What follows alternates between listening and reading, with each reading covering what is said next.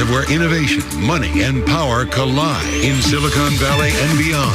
This is Bloomberg Technology with Caroline Hyde and Ed Ludlow.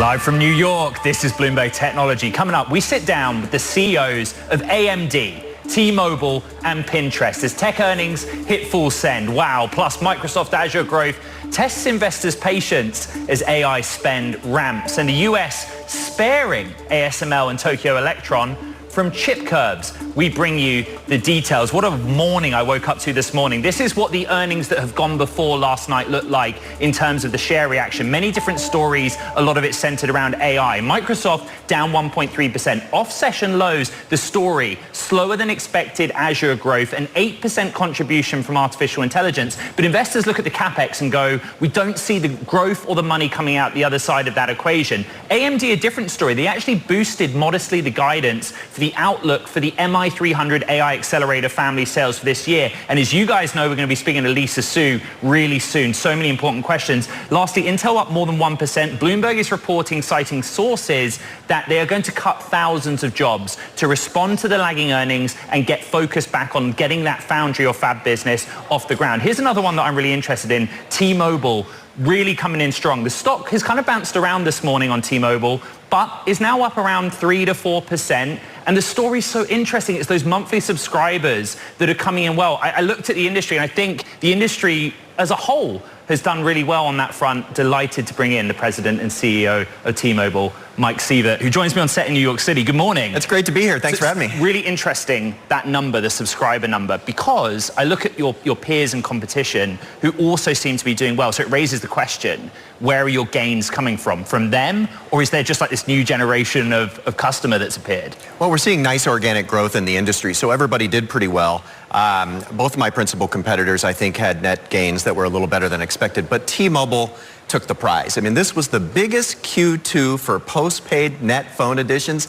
ever in our history, and we took more than... took the prize from who, Mike? That's what I'm trying to... Well, we took more than AT&T and Verizon combined. So this is still a share-taking story for us. And, you know, of course the industry's growing. That's healthy, that's positive. But T-Mobile's the disproportionate winner in the growth game. Our postpaid service revenues up 7% year over year, more than twice the pace of the principal competitors. Mike, back in California, we're a T-Mobile household, and I use Verizon for my kind of work business line. But it's the technology story that I'm most interested in. You know, I think back to when the iPhone 15 Pro generation came out. I went there because of incentive, a credit back on a new handset, the incentive of having multiple lines on one account. And I always want to know how much of a factor that still is for you guys to kind of think, well, what can we do on the incentive side to either renew existing customers or bring in new ones? Well, customers have always trusted T-Mobile to be the best value in the industry. That's our legacy. That's our heritage. And what's interesting is now that we're the best network in the industry also, some would expect us to give up that value position, but we're not gonna. You know, we have the best promotions, we have the best overall value, we give you more, we ask less of you, and we have the balance sheet and the cost structure to defend that value position for the long haul. It's great to have you on Bloomberg Technology here in New York, and one of the technology stories with T-Mobile's fiber, KKR, Lumos. I think you've talked about the importance of that and the ramp, but I wondered if you just give me some specifics, why, and also how you grow your investment and why you did it. Last week, we announced our second transaction in the space. The first one was Lumos a couple months ago. Last week, we announced that we are collaborating with KKR to purchase Metronet. And Metronet is the fastest growing pure play fiber company in America, and arguably the most important. And so it's really terrific to be collaborating with KKR. Our joint business plan for this asset and this team is to grow it past 6.5 million homes passed within the planning period now till 2030, and to do so without further capital calls. Is the long-term opportunity for you bundling? So you look at your subscriber customers, you look at what the household does with you want them to do more? Is that the idea? Well, it's the current opportunity. Remember, T-Mobile's a major broadband provider today. In fact, we have 5.6 million broadband customers through our fixed wireless product. This quarter, Q2, T-Mobile took our highest percentage share of broadband net adds ever in our history, 75%. When you add up all fiber, all cable, and all fixed wireless, one brand, T-Mobile, took 75% with over 400,000 net additions. And so our value proposition is resonating with people, and part of it is, sure, they trust our brand and they want to buy wireless from us and broadband from us. Stock's now up 4% in the session, up about 14% year to date. This is Bloomberg Technology. One of the companies that I cover is SpaceX. I'm really interested in the Starlink relationship, but when I flew here on a United Airlines flight, I was able to access Wi-Fi in flight because I'm a T-Mobile customer. You've got different options there. What's the big picture strategy? Well, first of all, I'm glad you acknowledged that benefit. This is so exciting. We have partnerships with most of the... Because United doesn't have Starlink, is my point at this moment. Correct, and we have partnerships with most of the major U.S. airlines such that T-Mobile customers get free Wi-Fi on flights, and it's so great, and we're doing that through satellite connectivity with a number of partners. But what you're asking about is our exclusive arrangement with SpaceX. We have a technology alliance, and we intend to be the first ones to bring satellite connectivity to your day-to-day usage of your mobile phone. And the vision here that's joint between us is to eliminate dead zones. The idea that if you can see the sky, you're connected, and you can message, text, and eventually make phone calls and have some data to be connected to the people and the issues that you care about. An interesting technology conversation, and you acknowledge the competition and growth across your industry as well. Mike Sievert, T-Mobile CEO, and of course, president of T-Mobile as well. Now, I told you this was a day where you need to buckle up. We have a lot of earnings coming thick and fast. AMD shares currently up 6%. At one point in the session, we're up 11%, putting them on track for their biggest jump since February. That following positive earnings results, showcasing a boost in sales from the company's AI accelerator, the family of MI300, but also some interesting recovery in the PC business. Joining us now is AMD CEO Lisa Su. Good morning to you, Lisa. You know, I think that's where everyone was looking, right? MI300, and whether or not you could go beyond the 4 billion, and you said 4.5 billion. I wondered if we could start by discussing the factors behind that. What changed, whether it was supply or demand in shipping more of the MI300 family? Well, good morning, Ed. It's great to be here with you today. Look, we had a very strong second quarter. We're very pleased with the overall growth that we saw, really led by the data center business. So our data center business more than doubled year on year in the second quarter, and we see, you know, a strong second half there as well as strength in PCs. So, you know, to your question about MI300 and what are we seeing in AI, you know, we're seeing an environment where everybody needs more data center AI infrastructure. You know, computing is really the foundation of what drives, sort of all of these AI capabilities going forward. MI300 has been well into the qualifications at numerous of our top customers. And, you know, what we saw over the past quarter is we passed some very significant milestones in both, ramping up our supply chain, but also passing important, data center customer milestones where customers have moved our product into production. So it's an exciting time right now. We did update our full year AI guidance from greater than 4 billion a quarter ago to greater than 4.5 billion. I think we're seeing great traction in our hardware and software milestones. So overall, I'm feeling really good about the setup going into the second half of the year. Lisa, I'm really interested in kind of the design and performance differences for all the AI accelerators that are out there. You and I have talked about the technology differences, but on the call, you gave the example of Microsoft and its use in the quarter of the MI300 generation. When you're speaking to a hyperscaler, when might they opt for using MI300 over NVIDIA's H100 and I suppose to a lesser extent Gaudi? What is the specification or performance driver that would make it a better solution in a certain use case? Yeah, well, first of all, I'd like to, say that Microsoft is a phenomenal partner. They're a great partner for us, across, the data center as well as, the client businesses. And when you see, in particular, how complex these AI systems are, you want to have, the best technology capability. I can go into speeds and feeds, but I won't. I think it's suffice it to say, you need this type of computing for both training and inference. In our case, MI300 is is the leading inference accelerator today. We have the highest memory bandwidth, and that's really helpful. When you're asking questions to, something like, a ChatGPT or Llama model, and you want your answers to return faster, you want the fastest inference accelerator out there. And, MI300 does very, very well in that framework. And then when you take a step back and just look at the overall AI market, the overall AI market is growing so fast. There is no one solution fits all. Actually, you do have, different workloads will be optimized with different hardware. So I think we have a tremendous opportunity. I think we're very excited about the overall market growth. And then as more customers get a chance to use our AMD Instinct roadmap, I think we're getting very positive feedback. Lisa, you addressed head on the call, I think, that the investment cycle for AI has legs. It will continue. But just interested in what you just said, can you kind of apportion of how much of that spend or investment is going to training versus inference at this stage? Yeah, absolutely. So when we look at this cycle, Ed, you and I have talked about this before. We're forecasting that the overall market for AI accelerators, when you look out and let's call it 27, 28 and beyond timeframe, will be $400 billion plus, which is huge market overall. I think in that you're going to need a lot of training and you're going to need a lot of inference. Today I would say that most people would say that you're building foundation with training. So training is a place where you want the largest models to really be capable of using all of the large data infrastructure. But going forward, you would expect that inference demand will actually surpass training.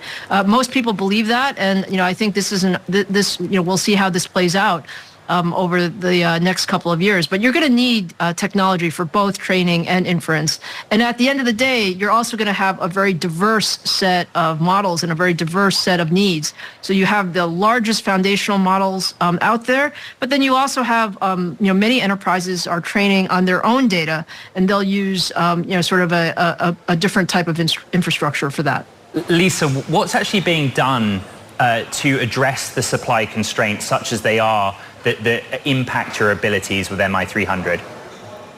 Well, I would say overall, when you look at the semiconductor supply chain, it's been amazing. We have substantially increased the overall capacity as an industry to address this very high AI demand. We've also addressed from an AMD standpoint, our supply chain has been expanding every quarter. We announced in the second quarter that we did over $1 billion of revenue in AI accelerators, which is a fantastic number. We see that increasing every quarter as we go into the second half of the year. The supply chain will continue to be tight as we go into 2025. And that just says a bit about just how much demand there is out there. We have great partnerships with our supply chain partners, and we're working on expanding that as fast as possible. Lisa, the dominant player in the market for AI accelerators that go into data centers is committed to this cadence of essentially a new generation of chip annually. What does AMD do to compete with that and develop new products going forward? Well, Ed, what we see in the market, spending time with, the industry leaders, is this market is moving so fast that you have to be on an annual cadence. So we announced last month that we have accelerated and expanded our roadmap. You'll see us later this year. We're going to launch our MI325 series, which is the next step in our roadmap. Next year in 2025, we'll launch our MI350 series, which is a brand new architecture, and we're already well on our way to our MI400 series, which will launch in 2026. So we are on an annual cadence. Not only that, it's not just about the accelerator. CPUs continue to be very, very important. We see that overall. Networking continues to be very important. Overall system capability is also very important. And we are investing in bringing all of those capabilities together to really help our customers with the best infrastructure for their AI workloads. Lisa, what I love about the Bloomberg Technology audience is there's going to be a big body of people out there who think AMD and they think PC and gaming. That's kind of the reality of it. You painted this kind of positive picture for PC, at least for your company in the second half of the year. Is that a story of a market recovery and broadly the market doing well, or is AMD doing something specific to outperform in that environment? Yeah, we see a couple of things, Ed. First of all, the PC market is a good market. You know, the second half of the year is typically stronger than the first half anyways from a market standpoint. We see some positive signs in the market. I will say I'm very excited about AI PCs. I view AI PCs as an inflection point for what PCs can do in all of our daily lives, whether you're talking about a corporate environment or a consumer home environment. So that's a positive. I think we are also just launching a whole new generation of chips. You know, we call it our Zen 5 family, both notebooks and desktops. They are fantastic. We're really happy with the reception for those. And so we see that as an opportunity that is, our product roadmap launching usually gives us a lift into the second half of the year. And then, in the medium term, going into 2025, you're going to see a lot more AI PCs. You're also going to see, we believe an enterprise refresh cycle. So I think there are positive indicators for the PC market, going forward. Would you be able to give me some sort of forward-looking commentary on the gaming business in particular, when that might see some improvement? Yeah, I mean, let me talk a little bit about gaming. First of all, the gaming segment is a great segment. We truly, value the strong partnerships we have with the market leaders like Microsoft and Sony in the console cycle. Now, typically, these console cycles, do have an ebb and a flow, and so we're in the second half of the console cycle. Let's call it the fifth year, and so we have seen a decline in revenue. I think that was very much as expected. We would expect that it would take until the next refresh cycle for you to see a substantial change in that. But this is very much a market that we know, we love, and we believe has great long-term alignment with our roadmap and our IP. Lisa, I acknowledge you've kind of had a very busy 2024. You spent a lot of time on airplanes. I think about Computex in particular. While there, you were on stage with a number of partners, and we talked just now about the sort of legacy gaming and PC business. I just wondered if you have any sort of evidence or data you can give me that those partners are putting AMD into sales channels where you might not have any experience. For example, like in the public sector, or selling your technology to governments rather than just the hyperscalers. Yeah.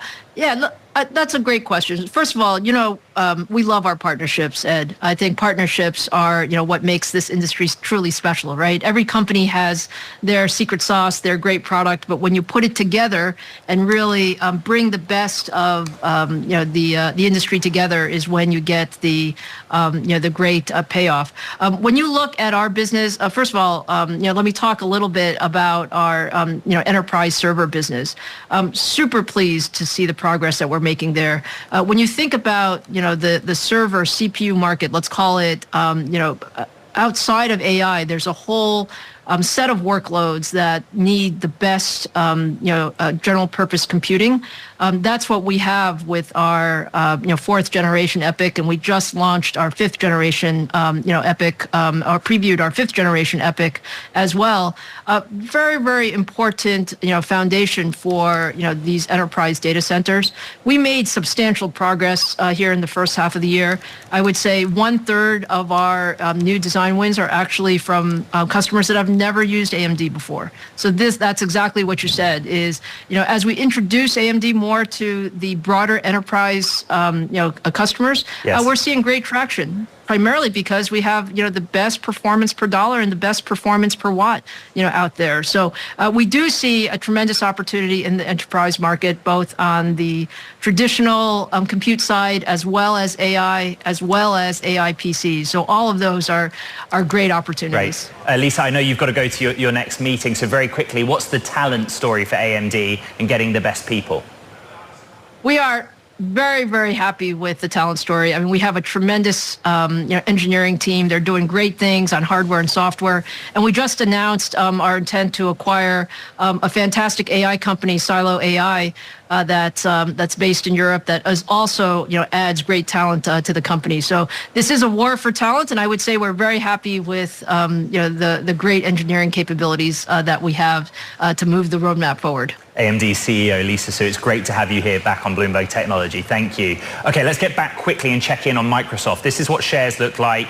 Top line growth of 29% for Azure, missed estimates of 31%. There was an 8% contribution from AI, but there's a concern about the spend they had to make to get there. We're also going to get a look at Meta results tonight after the market close in the United States. The stock kind of buoyant, and you think about the read-through. Let's see what happens. Coming up on the program, we're going to have more on earnings. We're going to discuss a story about Uber and BYD's new partnership and a whole lot more. Take a break, take a breath. We'll be right back. This is Bloomberg Technology.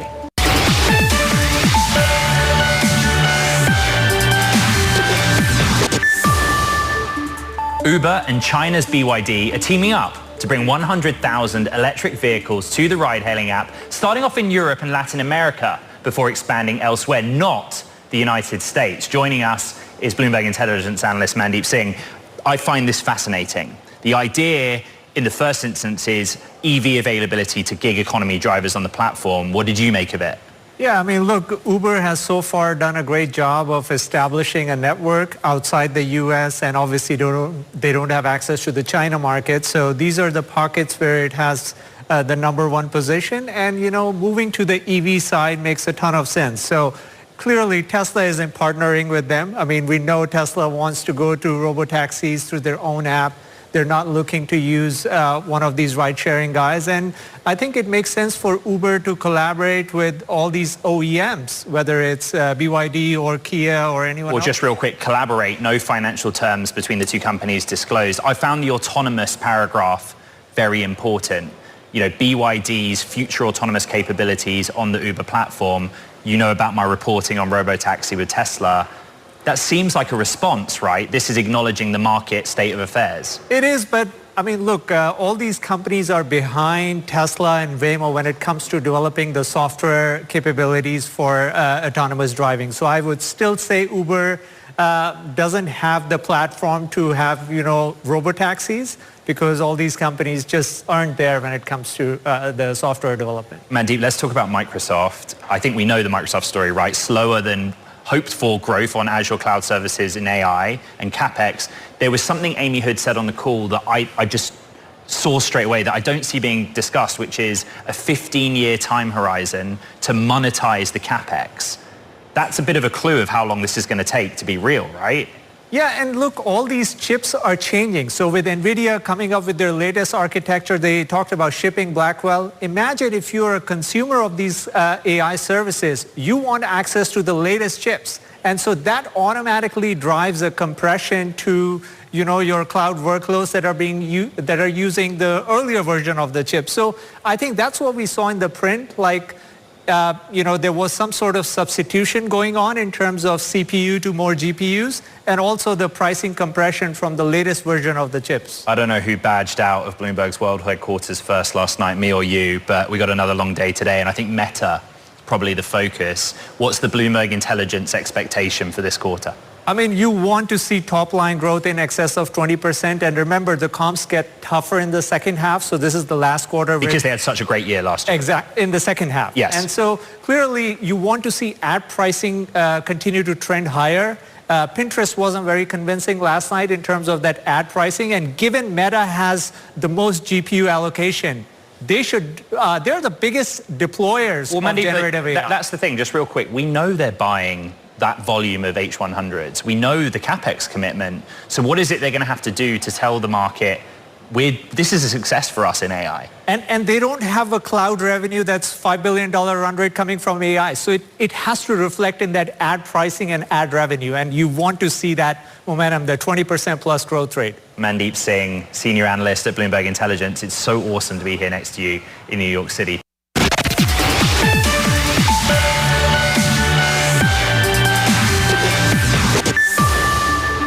Welcome back to Bloomberg Technology. Ed Ludlow in New York City.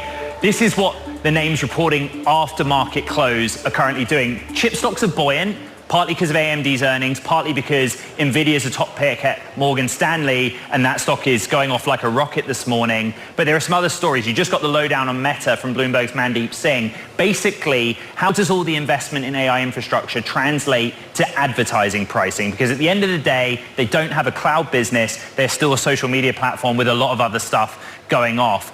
One mover to the downside in earnings is Pinterest. It's off by more than 13%. They gave this guidance on revenue or sales for the third quarter. Top end of the range, 900 million, but even the top end of the range was below street estimates. Now, what's always so interesting about Pinterest is the size of its user base. So many stories within that. Let's bring in CEO of Pinterest, Bill Reddy, for more. And Bill, good morning to you. Thank you for joining us here on Bloomberg Technology. Let's start with that guidance, get it done. What were the factors behind the range, which, again, it's below street estimates? Sure, yeah. I mean, if you look at Q2, we put up record user growth. We hit a new all-time high on users. We came in above our guidance on revenue, 21% plus revenue growth with 600 basis points of margin expansion. So Q2 was a really strong quarter. As we look ahead to Q3, we have a 5-point tougher comps. We're lapping much tougher comps. And you saw that from some of our larger peers as well. But when you step back from that, we're growing faster than our larger peers that have already reported. We're seeing our best product market fit in years. Gen Z is our largest, fastest growing audience, and we're winning share of wallet with some of the largest, most sophisticated advertisers out there. So the fundamentals of the business are all really sound, and we feel great about those. And as we guided forward, it's relatively consistent growth with where we've been once you adjust for currency fluctuations, despite the fact that we have a 5-point tougher comp. So I think you saw that in some of the reactions on our larger peers. I think you're seeing some of that here as well. But if you pull back from it, the fundamentals of the business have never been better for Pinterest. Bill, something you told my colleagues at Bloomberg News is that historically Pinterest is a great place for window shopping, but I think the quote is that all the stores were closed. Help me understand that. Yeah, so, I came in 2 years ago, and at that time, Pinterest was primarily about browsing, and there weren't a lot of clicks and conversions to speak of for advertisers. We've made tremendous progress in making it so that users can actually take action on the things they find on Pinterest. And this has been right at the core of how we've accelerated user growth. Last time I was on the show last quarter, we talked about 7 consecutive quarters of accelerating user growth. We put up consistent performance to that on users again this quarter. And at the core of that is that actionability. And not only do users love that actionability, Pinterest is where Gen Z goes to shop, but it's great for advertisers. This is our third quarter in a row of more than doubling the number of clicks we sent to advertisers year on year, which is why you see us gaining share with the largest, most sophisticated retailers out there that are increasing share of wallet with Pinterest. And we're seeing that start to take hold across retail, which we cited as a place of broad strength for us and a driver of our really strong results in Q2, Bill, and that we're excited about as we look ahead. Bill, just really quick, because you were talking about your user base, right? So we've just shown a graphic that shows the scale. 40% of that is Gen Z, and there's always a question about the actions that audience takes, right? Do they actually buy anything, having spent time on the platform? Yeah, absolutely. I think this is, 2 things I'd say about Gen Z. One, they're the tastemakers for, the next generation. So Pinterest is really unique in that it's not just that people shop on Pinterest, people curate their tastes on Pinterest. It's a completely unique behavior on Pinterest relative to the rest of social media, where people are planning outfits and planning what they're going to buy long before they do it. And so that gives us really rich signal to feed our AI for recommendations. And so that taste making that happens is not just good for Gen Z, but they're the taste makers for the next older generations where we deliver more relevant recommendations there. And then to your point on Gen Z buying, yes, Pinterest is where Gen Z goes to shop. And we see that same behavior that, Gen Z, yes, it spans teenagers, but it also spans all the way up through, recent college grads and people that are in their first jobs and their first apartments. And so we see a lot of shopping behavior there. And it's really consistent across demographics on the platform. Bill, Pinterest does not sell political advertisements. Are you able to kind of quantify the impact of that policy in terms of a missed opportunity? Yeah, it's a great question. We've done a number of things to invest in the positivity of the platform.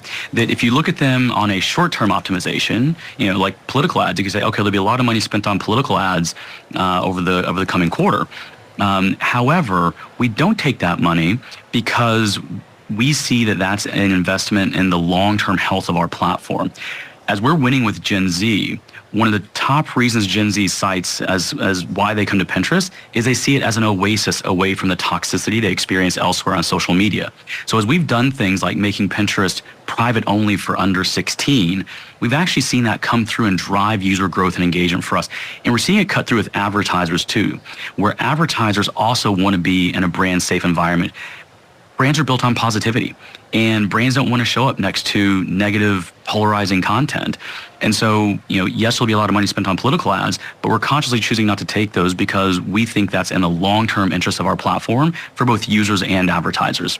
Bill, let's talk about artificial intelligence, but I think some granularity is important. So which large language models or partners are you building on top of? And are you able to give a sense of like the specific AI spend that's related to kind of ad targeting and ad improvement, be it pricing or something else?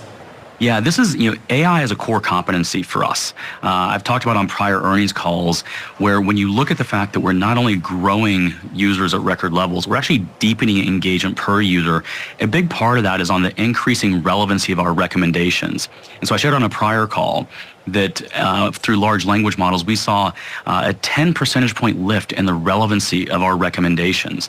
That's really, really encouraging. It's why users are coming back. They're finding more of what they're looking for on Pinterest.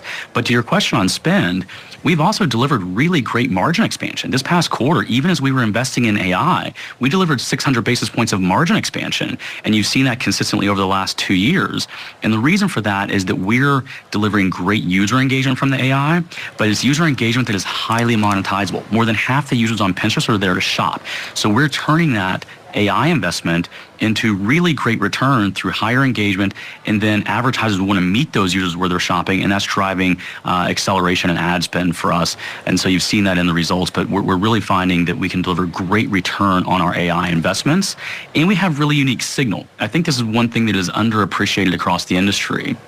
Is that much like cloud computing, I think everyone's gonna have access to basic building blocks, but who has really unique signal? And the curation of shopping behavior on Pinterest gives us really unique signal to feed our AI. Bill, the stock's down significantly in the session. It's down sort of 12% year to date, but big year last year. I think more than 50% gain in the stock. You're 2 years into this job. So what's the biggest action you've taken and one that you want to take? Yeah, so it's a great question. And I think, certainly you don't like to see volatility, but we've seen volatility before. If you step back from it, we have consistently, over the last 2 years, demonstrated steady progress in improving the overall health of the business. On top line, on bottom line, on user growth and engagement. So the fundamentals are sound and improving, and we've delivered a say-do ratio of 1 on these things, and we'll look to continue to do that. The things that have been the biggest drivers in the business, I would say, 1, really investing in AI and the actionability on the platform via that AI. So relevancy, actionability, and then positivity in terms of delivering a safe space for our users. Stated simply, our users go to Pinterest because it's a place they can invest in themselves without the sort of comparative, performative nature, that they experience on the rest of social media. Okay. And that's why they're there for that commercial intent. So we're going to continue to invest in those things. They're really working well for us. When you zoom out over the multi-quarter period, it's been a fundamental change in trajectory of the business, and we're going to keep investing in those things that are working because, again, our fundamentals have never been healthier than what they are right now. Pinterest CEO Bill Ready, thank you for coming back on Bloomberg Technology. Thank you. Okay, the other big story, of course, is Microsoft and its cloud revenue slightly missing expectations. But my goodness, it's testing the patience of investors who are anxious to see that investment in AI pay off. That includes Mizuho. Its analysts there saying they're less excited about the near term and favoring a few other services like ServiceNow or Oracle over the next couple of quarters, though the firm still reiterates a price target of $480 on Microsoft. I want to bring in Daniel O'Regan, TMT Equity Trading MD at Mizuho Americas. I want to go back to what I was talking to Mandeep Singh about, that comment on the call from CFO Amy Hood at Microsoft saying to monetize all the investment in data center is a 15-year timeline. How did you react to that? Well, thanks for having me. I actually thought they did an excellent job of really threading the needle, especially on the CapEx side. I think what they did over and over again is really emphasize that this spending is going to be very, very meticulous. And what they did is it's predicated on demand. They constantly look for signals and spend accordingly. And again, a lot of these signals are near term, but a lot of them are very long term with north of 10 to 15 year parameters. I think they're spending for the future, and I think they're going to maximize the opportunity. Management has said over and over again that the risk of missing out on the AI trade greatly outweighs the risk of overspending. And I think they're excellent stewards of capital, obviously, and I would trust them with whatever CapEx plans they have. Just really quick on Microsoft. They seem a victim of you better not miss estimates at all in this environment. Is that fair?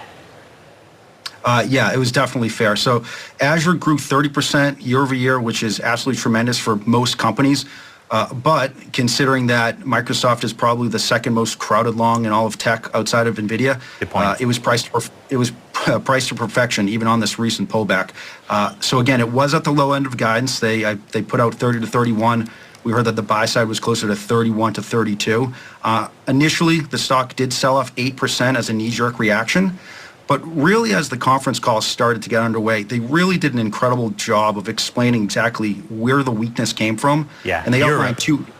Exactly. Europe, given the geopolitical risk there and the economy, that was a great spot to point out. And then two, more importantly, and this is when the stock really started to rebound, it's a capacity issue. This is not a demand problem. They simply don't have enough chips and infrastructure to satisfy this AI demand. So I think once they alleviated that, the stock really rebounded and it's almost back to flat. And then one other thing that when you go a little deeper made a lot of sense, this really stood out.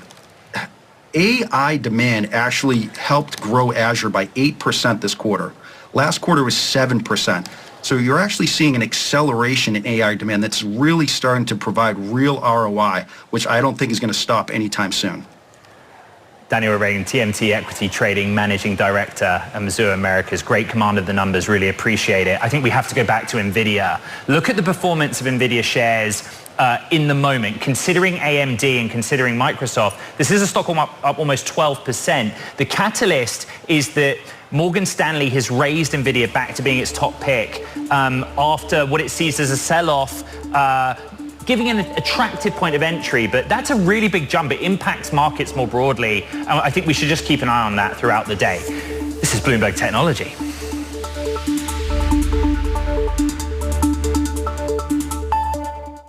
This is Bloomberg Technology, and you're looking at a live shot of the Principal Room. Check out the Bloomberg Technology podcast. You can find it on the terminal, as well as online at Apple, Spotify, and also iHeart. This is Bloomberg.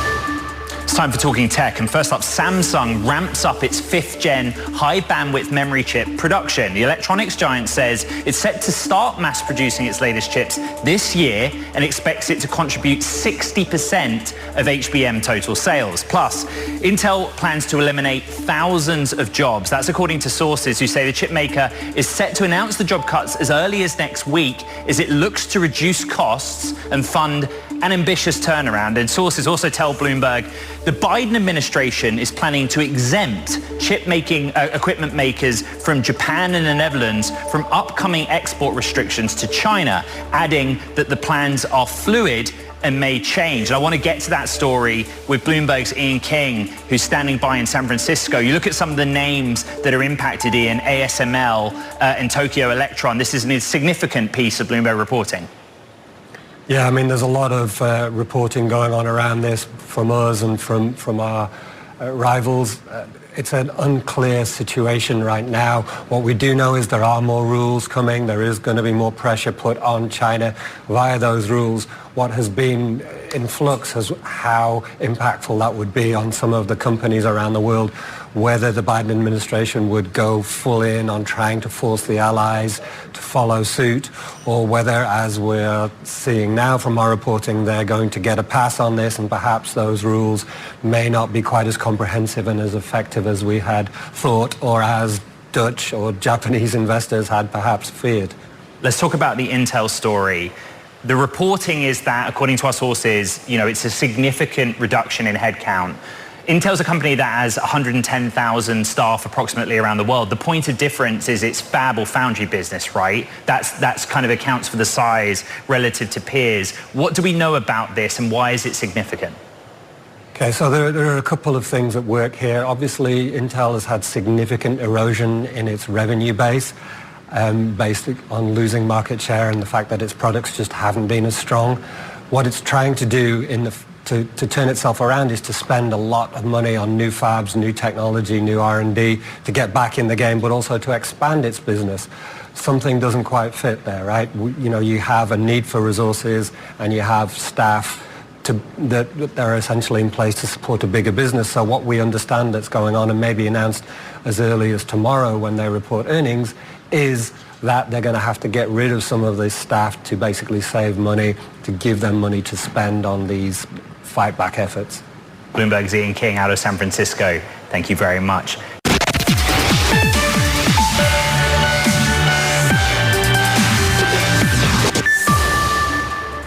NBC Universal says ad revenue for the Paris Olympics has surpassed the record $1.25 billion sold for Tokyo's 2020 Games. A source at the company's, who's familiar with the company's ad spend told Bloomberg that strong ratings have translated into greater demand for the unsold inventory that NBC brought into the Games. Primetime viewership so far has averaged 33.8 million viewers, up 77% from Tokyo, likely due to favorable US time zones. And the Paris Olympics is not all about sports. It's also about business. Today, the Chinese tech giant Alibaba and its B2B platform, Alibaba.com, is announcing a partnership with the International Olympic Committee for an initiative aiming to help athletes start their own businesses, become entrepreneurs. The campaign's called Same Player, New Game. For more, let's bring in Kuo Zhang, president of Alibaba.com, who's in Paris. Good afternoon to you. Why make this arrangement with the IOC? Actually, Alibaba Group is working partner with IOC as a global partner since 2017, 7 years ago. And first, we are committing to transform Olympic Games into digital area. And now we are working with IOC for the new Athletes 365 program. Since we meet with many of the athletes, we can feel that the successful entrepreneurs and athletes actually share the same or the common characteristics or the common qualities, from passion to resilience, self-discipline, push the boundary, and has a goal. Set a very clear goal. And these are the kind of characteristics for the successful entrepreneur. And we actually see a lot of entrepreneurs on Alibaba.com. Hello? Yeah, Mr. Zhang, we haven't much time, and I wanted to ask you about the other initiative, which is an AI-enhanced e-commerce search. So Alibaba.com is a B2B platform, merchants selling to other businesses. Why is an AI-powered or enhanced search important? So today we launched a new product we think is bigger than Alibaba.com itself. So previously, the search is a kind of in a passive mode. You key in the keywords and then come up with the links with different kind of pages. And now we use the AI technology. We can empower the search engine to be a proactive one. So the expertise of the human and the technology can work together, helping them to generate more ideas, more inspirational kind of products, and help them to filter the selection product and suppliers. And in the end, we can use our solution technology, our digital supply chains, combined with the search engine together to fulfill their dream. So the athletes can use their kind of expertise in the ideas, in their innovations, and we can use the technology to help them to transform their ideas into reality.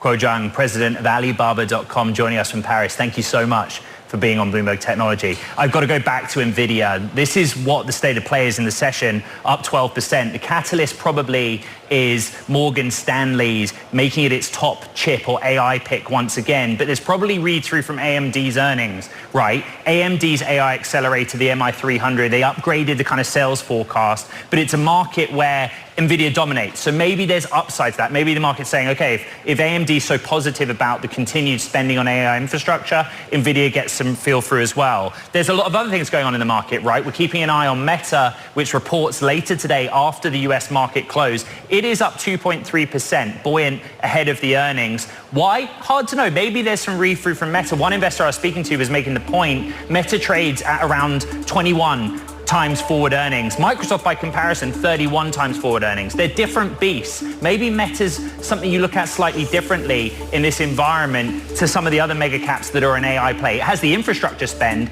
doesn't have a cloud business though. Okay, that does it for this edition of Bloomberg Technology. Don't forget, an incredible episode with a number of CEO interviews, recap on the podcast. You know where to find it, Apple, Spotify, iHeart, and everywhere in the Bloomiverse. From New York City this week, this is Bloomberg Technology.